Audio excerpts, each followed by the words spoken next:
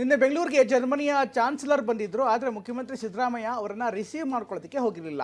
ಈಗ ಇದೇ ವಿಚಾರವನ್ನು ಬಿಜೆಪಿ ಪ್ರಶ್ನೆ ಮಾಡ್ತಾ ಇದೆ. ಅತ್ತ ರಾಹುಲ್ ಗಾಂಧಿ ಅವ್ರ ಜೊತೆಗೆ ಮಾತುಕತೆ ಮಾಡೋದಕ್ಕೆ ಖಾಸಗಿ ಮಾತುಕತೆಗೆ ಸಮಯ ಇದೆ. ಆದರೆ ಜರ್ಮನಿಯ ಚಾನ್ಸಲರ್ ಅಂದರೆ ಜರ್ಮನಿಯ ಅಧ್ಯಕ್ಷರೇ ಬಂದರೂ ಕೂಡ ಮುಖ್ಯಮಂತ್ರಿಗಳೇ ಇಲ್ದಿರುವಂಥದ್ದು ರಾಜ್ಯಕ್ಕೆ ಬಹುದೊಡ್ಡ ಕೈಗಾರಿಕೆಗಳು ನಷ್ಟ ಆಗುವಂಥ ಒಂದು ಪರಿಸ್ಥಿತಿಯನ್ನು ನಿರ್ಮಾಣ ಮಾಡುತ್ತೆ ಅನ್ನುವಂಥದ್ದು ಬಿಜೆಪಿ ಆರೋಪ. ಇದಕ್ಕೆ ಅತ್ತ ಕಾಂಗ್ರೆಸ್ ಕೂಡ ತಿರುಗೇಟು ಕೊಡ್ತಾ ಇದೆ. ಕಾಂಗ್ರೆಸ್ನ ಸಚಿವರಾದಂಥ ಎಂ ಬಿ ಪಾಟೀಲ್ರ ನೇರವಾಗಿ ಮಾತನಾಡ್ತಾ ಅಂಥ ಯಾವುದೇ ರೀತಿಯಂಥ ತೊಂದರೆ ಆಗಲ್ಲ, ಪ್ರಮುಖವಾಗಿ ಇದೆಲ್ಲವೂ ಕೂಡ ಪೂರ್ವ ನಿರ್ಧಾರಿತ ಕಾರ್ಯಕ್ರಮ ಅಂತ ಹೇಳ್ತಾ ಇದ್ದಾರೆ. ಇವರು ಮುಖ್ಯಮಂತ್ರಿ ಕುರ್ಚಿ ಉಳಿಸ್ಕೊಳಕ್ ಒಬ್ರು ಹೋಗಿದ್ದಾರೆ, ಮುಖ್ಯಮಂತ್ರಿ ಕುರ್ಚಿ ಕಸ್ಕೊಳಕ್ ಇಬ್ರು ಹೋಗಿ ರಾಹುಲ್ ಗಾಂಧಿ ಜೊತೆ ನಿಂತ್ಕೊಂಡ್ರೆ. ಈಗ ನಾನು ಮುಖ್ಯಮಂತ್ರಿಗಳ ಪರವಾಗಿನೇ ನಾನು ಹೋಗಿರುವಂತದ್ದು. ರಾಜ್ಯದ ಜನತೆಗೆ ಅವಮಾನ ಮಾಡಿದ್ದೀರಾ, ತಿಳಿಸಬೇಕಾಗಿತ್ತು ಕೇಂದ್ರ ಸರ್ಕಾರ. ಈ ಎರಡು ಫೋಟೋಗಳನ್ನೊಮ್ಮೆ ನೋಡಿ.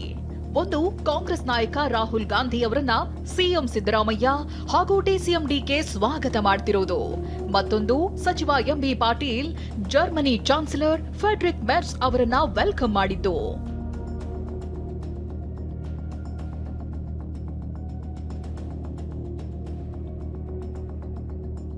ವಿಷಯ ಅಂದ್ರೆ ನಿನ್ನೆ ಬೆಂಗಳೂರಿಗೆ ಜರ್ಮನಿ ಚಾನ್ಸಲರ್ ಫ್ರೆಡ್ರಿಕ್ ಮೆರ್ಸ್ ಭೇಟಿ ಕೊಟ್ಟಿದ್ರು.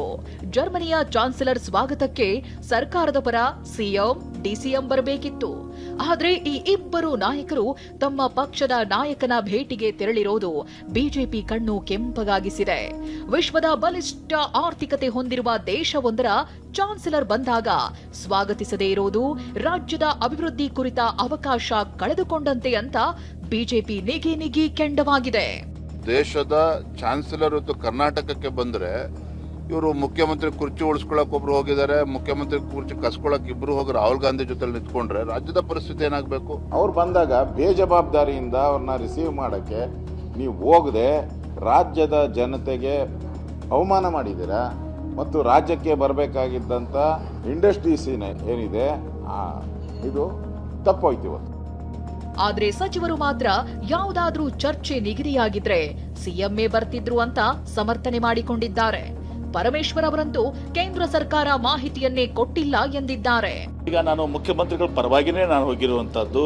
ಅವ್ರೇನಾದ್ರೂ ಮುಖ್ಯಮಂತ್ರಿಗಳು ಚರ್ಚೆ ಮಾಡಿ ಸ್ವಲ್ಪ ಏನಾದ್ರೂ ಎಕ್ಸ್ಚೇಂಜಸ್ ಮಾಡೋದಿದ್ರೆ ನಾವು ಮುಖ್ಯಮಂತ್ರಿಗಳು ನಿಶ್ಚಿತವಾಗಿ ಬರ್ತಿದ್ರು. ಅದರಲ್ಲಿ ಎರಡು ಮಾತಿಲ್ಲ. ನಮಗೂ ಕೂಡ ಒಂದಿಷ್ಟು ಅವರಿಗೆ ಗೌರವ ತೋರಿಸೋದಕ್ಕೆ ಅವಕಾಶ ಕೊಡಬೇಕಲ್ವಾ, ಅದನ್ನ ಅವರು ತಿಳಿಸಬೇಕಾಗಿತ್ತು ಕೇಂದ್ರ ಸರ್ಕಾರ ಅಂತ ನನಗನ್ಸೋದು.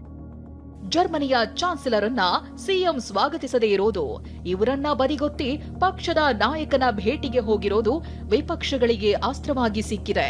ನಿಮ್ಮ ಆದ್ಯತೆ ರಾಜ್ಯವೇ ಅಥವಾ ಪಕ್ಷವೇ ಅಂತ ಪ್ರಶ್ನೆ ಕೇಳುತ್ತಿದ್ದಾರೆ. Bureau report TV9.